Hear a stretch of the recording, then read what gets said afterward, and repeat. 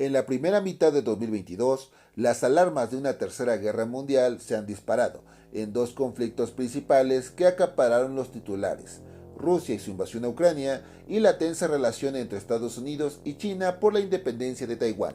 Cada uno de esos conflictos, y de los que no se habla, son más complejos de lo que uno imaginaría.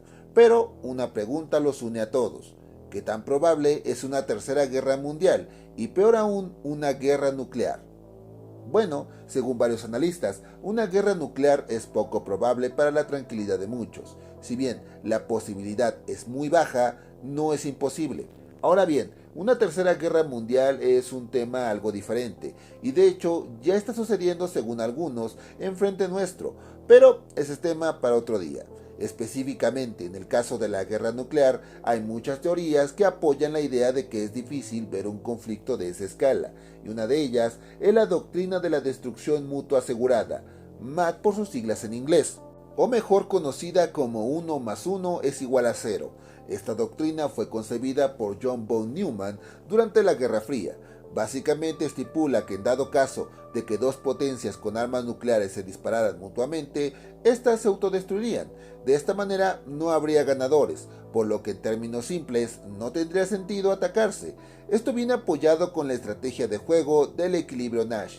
Dicho equilibrio consiste en que cada participante, superpotencia global, sabe cuánto poder de fuego tienen los demás, por lo que se crean políticas para generar una especie de equilibrio, donde para evitar la destrucción mutua asegurada, nadie rompe las reglas. Y un ejemplo son los ejercicios militares que realiza cada cierto tiempo cada país.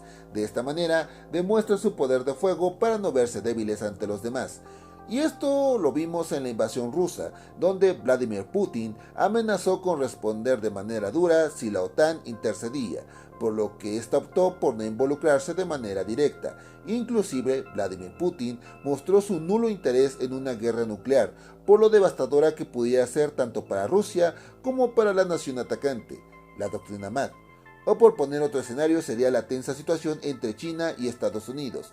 El país asiático amenazó con derribar cualquier avión norteamericano si éste visitaba zona aérea de Taiwán.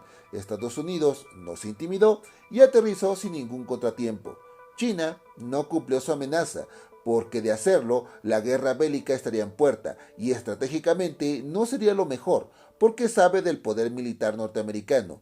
Por eso, si bien sigue demostrando equipo militar en las fronteras con la isla de Taiwán para no verse intimidado, su amenaza la cumpliría en otros sectores como tratados de comercio o relaciones exteriores, algo que afectaría la endeble economía de Estados Unidos, por lo que cualquiera que diga que Xi Jinping quedó como payaso por no atacar a Estados Unidos al visitar Taiwán es alguien que no tiene ni idea de lo frágil que se ha vuelto el mundo por la globalización.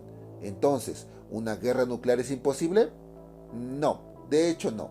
Una guerra nuclear sería el último paso que un país o un dictador desesperado tendría, y de esos ya hemos tenido bastantes a lo largo de la historia. Es poco probable, porque antes de este último recurso existen cientos de caminos para destruir un país de manera discreta: desestabilización social, económica, derrocamientos, invasiones. Tan solo basta con que busques conflictos bélicos recientes y verás cómo las guerras han evolucionado, donde las balas, misiles y tanques se cambian en su mayoría por ordenadores. El mundo se ha interconectado tanto que si un conflicto estalla al otro lado del mundo, tú lo notarás, así estés al otro extremo, al ver que el precio de una botella de tu refresco favorito simplemente se ha vuelto fuera de tu alcance. Así que mantén la calma, una guerra nuclear es poco probable, a menos claro que un loco quiera simplemente ver al mundo arder.